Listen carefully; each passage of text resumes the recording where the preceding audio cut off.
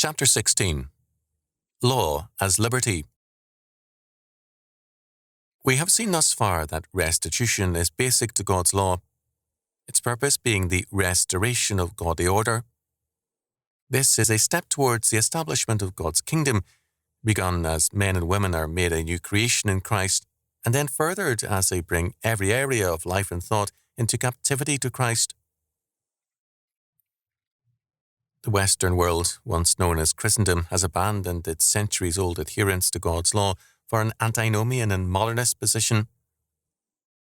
My father, a graduate of the University of Edinburgh and Newmount College prior to World War I, in his preaching echoed Edinburgh, but, in his day-by-day living, reflected his rural old country adherence to the law word of God. This antinomianism has been an abandonment of the faith, because whose law you follow, he is your God. The horrifying premise of church thinking is that the law is bondage. This is indeed true if you are a lawbreaker. The lawless man finds the law a fearful handicap. If priests and churchmen create and impose their own version of law upon us, it is a yoke and a hindrance. But is this true of God's law, the law of the Holy One? James, the brother of our Lord, in James 1:25 and 2:12, compare Galatians 5:1, speaks of, quote, the perfect law of liberty, end quote, very obviously seeing the law as a blessing to the righteous. Now, the giver of the law is the God of that society, whatever name he may be given. The lawgiver defines good and evil, right and wrong, and he thereby ordains the course of that society. Law is a key form of determination, and laws are given by rulers and states in order to set the course for a realm or social order. On the human scene, laws, together with social planning, regulations, and controls, are a humanistic form of predestination.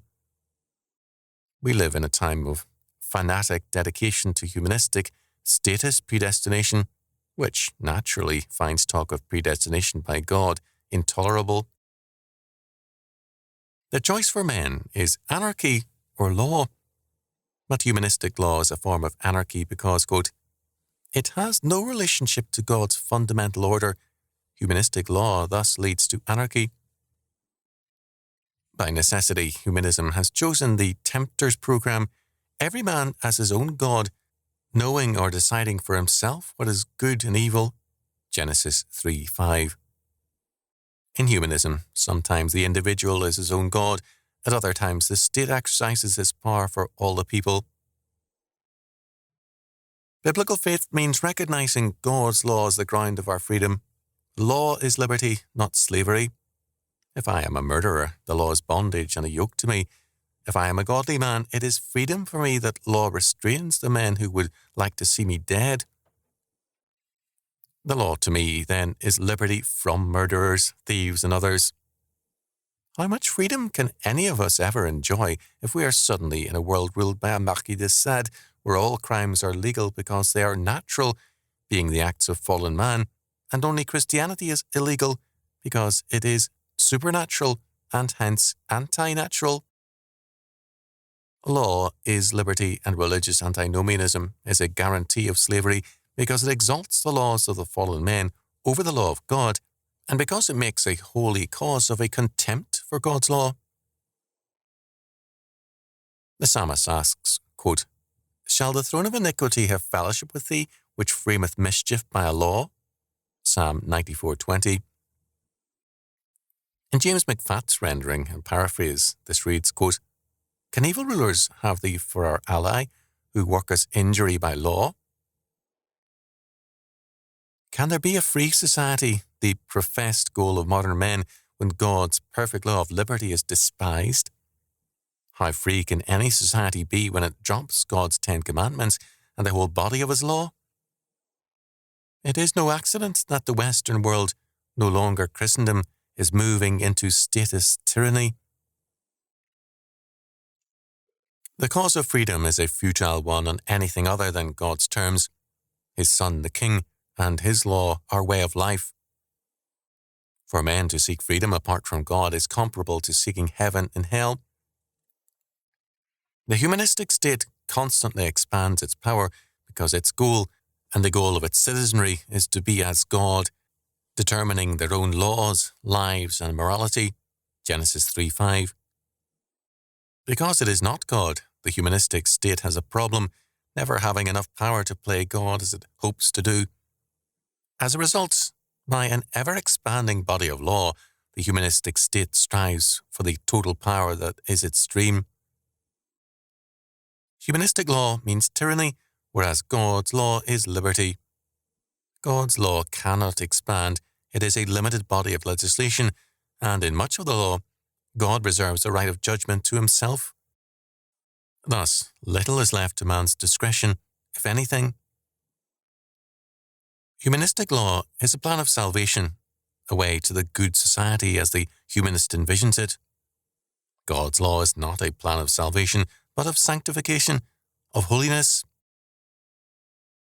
The antinomians think that by denying God's law, they have preserved the integrity of Christian salvation, when in fact they have denied it. By embracing humanistic status law, they have adopted an anti-Christian plan of salvation. When Horace Mann promoted humanistic and statist education, together with civil government as the means to heaven on earth, the Arminian churchmen of his day failed to see that, in adopting Mann's viewpoint, they were abandoning the premise of Christian faith, the sovereignty of God and salvation through Christ's atonement and his headship as our priest, prophet and king. Horace Mann was quite openly a Unitarian, but too few were concerned about that.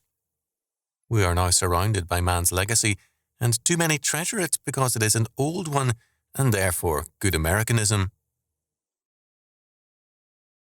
The culmination festival in the law is the Jubilee, which stresses liberty and release. Quote, "And ye shall hallow the 50th year, and proclaim liberty throughout all the land unto all the inhabitants thereof. It shall be a jubilee unto you, and ye shall return every man unto his possession, and ye shall return every man unto his family." Leviticus 25:10.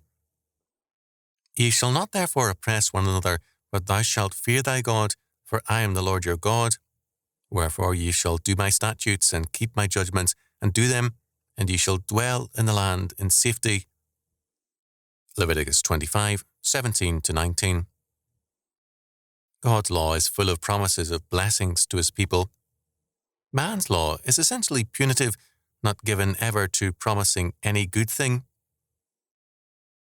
These questions need to be asked to all antinomians. What freedom can exist in a lawless society? And whose laws alone give justice and freedom? How we answer these questions will reveal who our God is.